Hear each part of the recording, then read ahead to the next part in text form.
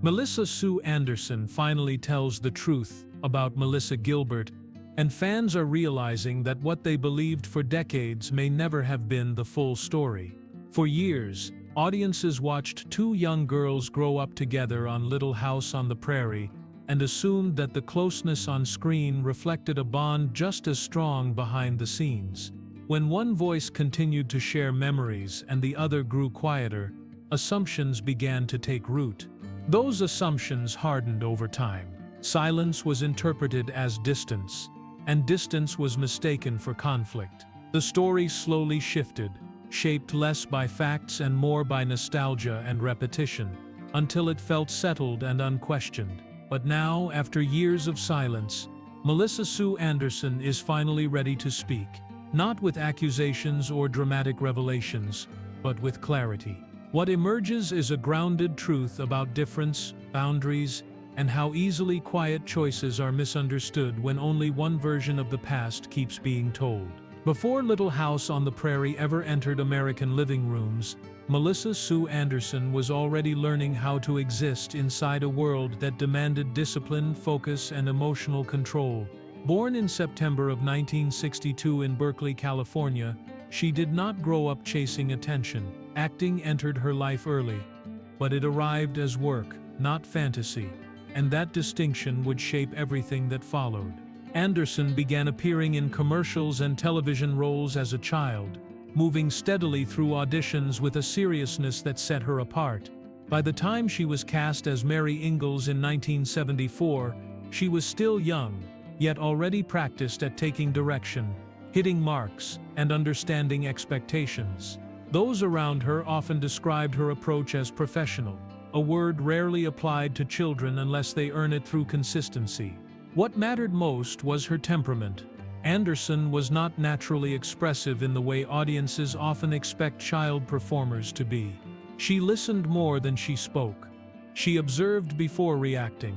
Even early on, she guarded her inner life, choosing privacy in an industry built on exposure. That choice was not theatrical. It was simply who she was. This mattered because Little House on the Prairie did not cast personalities, it cast contrasts. Michael Landon's vision leaned heavily on emotional accessibility, warmth, and relatability. The show thrived on visible feeling, yet Anderson's restraint gave Mary Ingalls a gravity that grounded the series. Her stillness became strength, especially as the character aged and faced increasingly serious storylines. The most defining of those storylines came when Mary lost her sight, a narrative arc that remains one of the most remembered moments in the show's history. Anderson's portrayal did not rely on spectacle. It relied on control, patience, and emotional precision. That performance earned her an Emmy nomination, a rare recognition for a child actor and a testament to how deeply her work resonated. Still, recognition did not change her nature. Praise did not pull her toward the spotlight. Even as the show's popularity grew, Anderson remained careful about how much of herself she revealed. She separated performance from personal life, a boundary that became firmer with time. That separation often gets overlooked when childhood fame is discussed. Many child actors are remembered for their openness, their interviews, their visible joy or visible struggle. Anderson chose a quieter route. She did her work, delivered her performances, and went home. There were no expectations that her off-screen personality would mirror the characters audiences loved, yet over time, that expectation quietly formed anyway. Before Little House, Anderson had already learned something many never do until adulthood, that privacy can be protective. That lesson did not come from conflict. It came from awareness. Acting was something she did, not something she used to define herself publicly. This foundation shaped how she moved through the series and beyond it. When viewers later wondered why she spoke less about her time on the show, or avoided revisiting certain memories, the answer was already there in who she had always been. The difference was that as a child, those choices went largely unnoticed. Looking back now, her early years reveal a pattern of intention rather than avoidance. She did not step into fame unguarded. she arrived with limits, even if no one was paying attention to them at the time. And that quiet beginning explains far more than any later misunderstanding ever could. Before Little House on the Prairie became the defining chapter of her life, Melissa Gilbert was already immersed in the rhythms of show business. Born in May of 1964 in Los Angeles, California, she entered the industry almost as soon as she entered the world. Acting was not something she discovered later. It was the environment she grew up in, familiar and constant. Gilbert began working as a child actor at a very young age, appearing in commercials and small television roles. Cameras were not foreign to her. Sets felt routine. Auditions were part of normal life. From the beginning, she showed a natural comfort with performance that set her apart, especially in how openly she expressed emotion. Where some children approached acting cautiously, Gilbert leaned into it. That openness became her defining strength. Even early on, she connected easily with adults, directors, and fellow performers. She spoke freely, reacted visibly, and brought a sense of immediacy to her work. Emotion for her was not something to guard. It was something to use.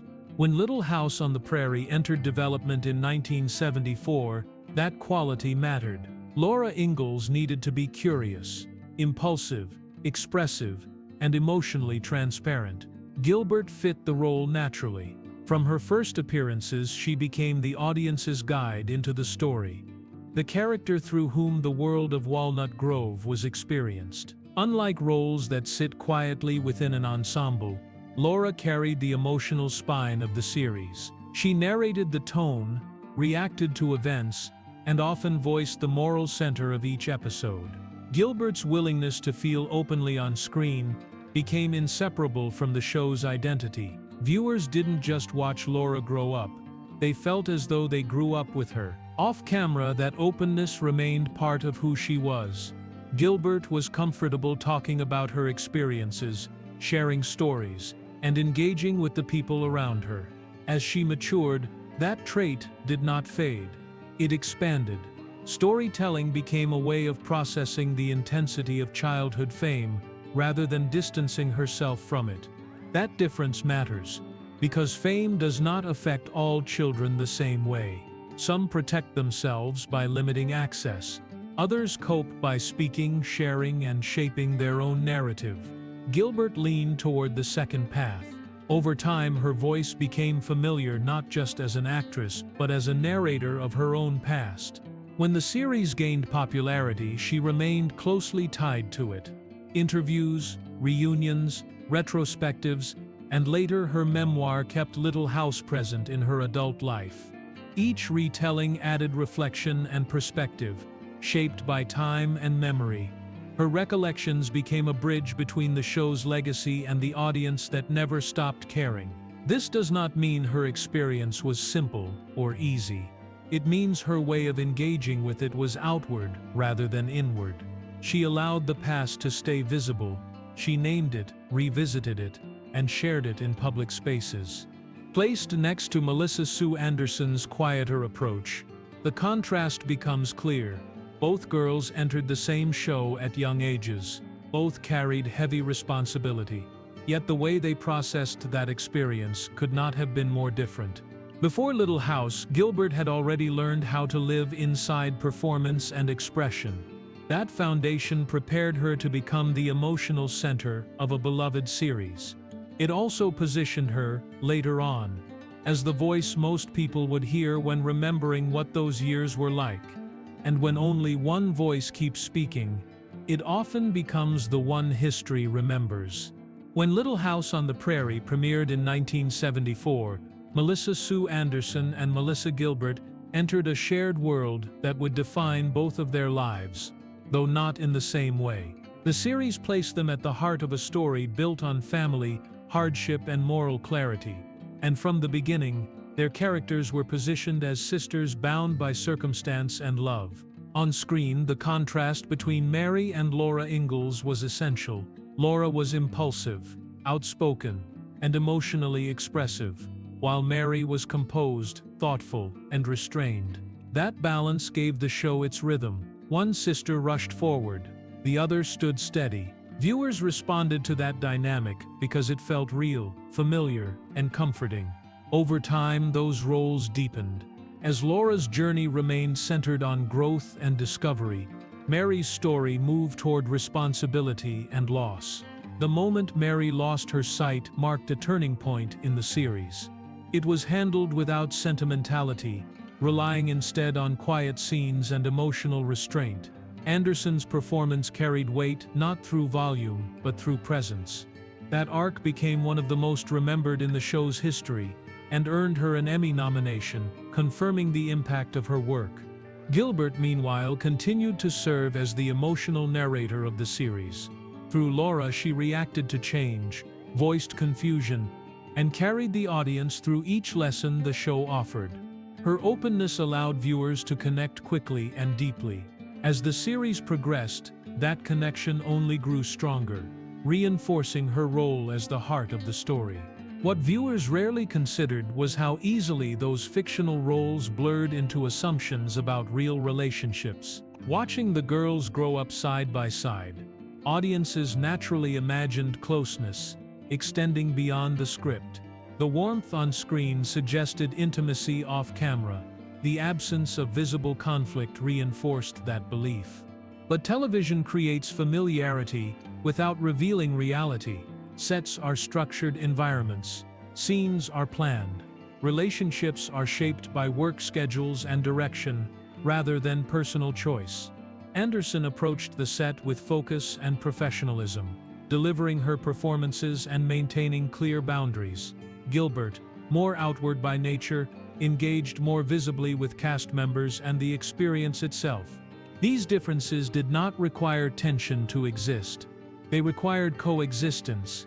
Each girl fulfilled her role, both on screen and within the production, in ways that reflected who she already was. There was no expectation at the time that their private lives should match the closeness of their characters, yet that expectation would form later, shaped by memory rather than fact. As the series continued into the late 1970s and early 1980s, the cast aged in front of the camera. Viewers watched childhood turn into adolescence, then into early adulthood. That progression created emotional investment that extended far beyond the episodes themselves. The show ended, but the connection did not. When Little House concluded in 1983, the audience carried those relationships forward. Reruns preserved them. Nostalgia strengthened them. The sisters remained sisters in the public imagination, frozen in time. What went unseen was how the end of the show marked a transition rather than a continuation. Careers changed. Priorities shifted. The shared structure that once connected the cast dissolved. Without weekly scripts and schedules, each person moved forward on their own terms. For Anderson, that meant maintaining distance from constant revisiting of the past. For Gilbert, it meant remaining closely tied to it. Neither choice erased what they had shared. Yet the difference in how they carried it would later shape how their relationship was understood. The truth of their time together is found not in conflict, but in contrast.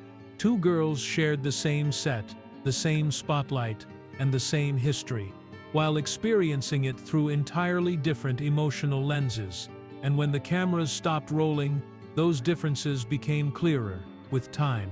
For many years after Little House on the Prairie ended, the story of Melissa Sue Anderson and Melissa Gilbert existed mostly in memory, shaped by reruns, interviews, and the way nostalgia smooths over complexity. As time passed, one voice continued to revisit those years, while the other remained largely quiet. That difference alone began to influence how the past was understood. Melissa Sue Anderson did not disappear, but she chose restraint. When she spoke about Little House, she did so carefully, focusing on the work rather than the relationships. In interviews, she acknowledged her time on the show without revisiting personal dynamics. When she published her memoir, The Way I See It, she made a deliberate choice not to dwell on fellow cast members. That omission was not an attack. It was consistent with how she had always lived. Eventually, Anderson addressed the question directly. She explained that she and Melissa Gilbert were never close friends, and that they were very different people. There was no bitterness in that statement. There was no accusation. It was a simple clarification, offered without drama and rooted in personal truth rather than public expectation. Yet that honesty landed differently than intended. In a culture accustomed to confession and confrontation, clarity without emotion often feels unsatisfying. Many expected a revelation that would justify years of speculation. Instead, they were offered something quieter, an explanation that refused to match the intensity projected onto it. The truth was not about something that went wrong. It was about something that never existed in the first place.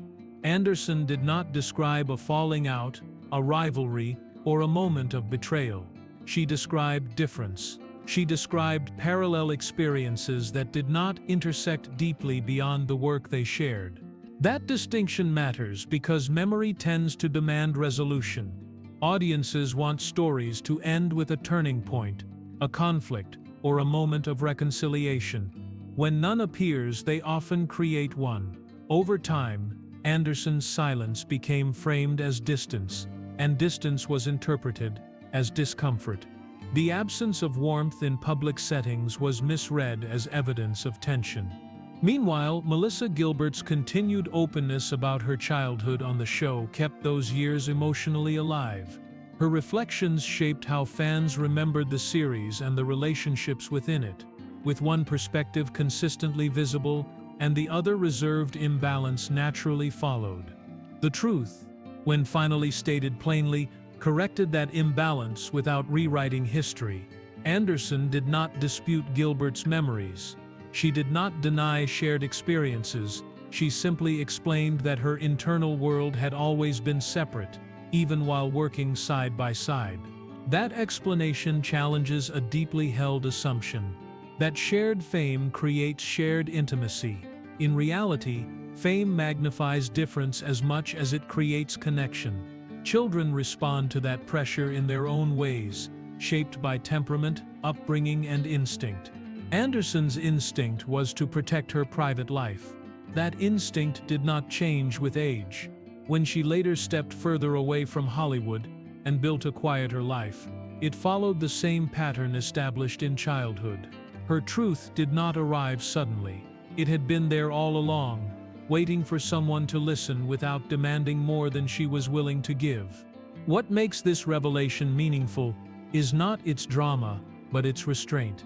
It invites a reevaluation of how silence is interpreted and how easily assumptions replace understanding. The truth does not ask for sides to be taken. It asks only that difference be recognized without suspicion. And in that recognition, the story finally settles into something honest, not sensational but clear. Once the truth was spoken plainly, it became clear that the story surrounding Melissa Sue Anderson and Melissa Gilbert had grown far beyond its original shape. What began as two different ways of processing childhood fame slowly transformed into a narrative fueled by repetition, nostalgia, and expectation. Over time, distance was no longer seen as neutral. It was given meaning it never asked for. Public memory plays a powerful role in shaping legacy. Little House on the Prairie never left the cultural landscape. Reruns preserved the characters exactly as they were, and viewers returned to them during different stages of their own lives. Each revisit strengthened emotional attachment, but it also froze relationships in a form that reality could not maintain. As Melissa Gilbert continued to speak about her experiences, her memories became familiar reference points. They were not presented as definitive, but repetition often creates authority. Stories told openly and often begin to feel complete, even when they represent only one perspective. Over time, those recollections filled the space left by Anderson's restraint. Meanwhile, Anderson's quieter presence allowed interpretation to step in. When fans did not see visible closeness at reunions or hear personal reflections in interviews, they searched for explanations. Online speculation grew, not because of evidence, but because silence invites imagination. The absence of detail became the detail. This shift reflects a broader discomfort with unresolved narratives. Audiences are accustomed to closure, to clear arcs and emotional conclusions. When a story does not provide them, meaning is imposed. In this case, normal distance between former child actors was reshaped into something it never was. What often gets lost in that process is context. Anderson and Gilbert were children working long hours under intense scrutiny. Their shared experiences existed within a structured environment defined by scripts, schedules, and responsibility. Friendship was not a requirement. Compatibility was not assumed. They were colleagues first, navigating pressure in different ways. As adults, their paths naturally diverged. One remained closely associated with the show's legacy, participating in retrospectives and public reflection. The other chose to let the work stand on its own, without revisiting the emotional details. Neither approach was a rejection of the past. They were expressions of personal boundaries. The modern framing of their relationship says more about audience expectation than about their reality. Nostalgia encourages viewers to seek continuity, to believe that the feelings a show created should last forever. When that belief meets adulthood, it often clashes with how life actually unfolds. What this story reveals is how easily memory becomes narrative, and narrative becomes assumption. The phrase "finally tells the truth" suggests something hidden or withheld. In reality, the truth had been consistent all along. It simply did not arrive in the form people expected. Understanding this asks for a different way of looking at the story. Silence does not automatically hide something, and distance does not automatically signal conflict. At times, it is simply how someone carries their past without needing to revisit it. In recognizing that, the story loses its tension but gains clarity. It becomes less about what went wrong, and more about how stories evolve when filtered through time. That clarity does not diminish the bond viewers felt while watching the show. It places it where it belongs, in memory, not obligation. And in doing so, it allows both women to exist as they are now, separate from the roles that once connected them, without rewriting what those years truly meant. Looking back now, the story of Melissa Sue Anderson and Melissa Gilbert feels less like a mystery and more like a lesson in how memory works. Little House on the Prairie gave audiences something lasting, a sense of family, comfort, and shared experience that followed them long after the final episode aired. That attachment was real, and it mattered. But the lives behind those characters were never meant to remain frozen in the same way. Anderson and Gilbert carried the experience differently, shaped by who they were long before the cameras arrived. One chose privacy and distance. The other chose reflection and storytelling. Neither path erased the work they shared or the impact it had on millions of viewers. The truth, once understood, asks for less judgment and more perspective. It reminds us that growing apart does not undo what once existed. It simply acknowledges that people change, even when audiences wish they would not. When perspective deepens, the story finally settles. Two women can share a history without sharing the same relationship to it, and that difference does not need to be explained away. For more emotional stories, check out this video.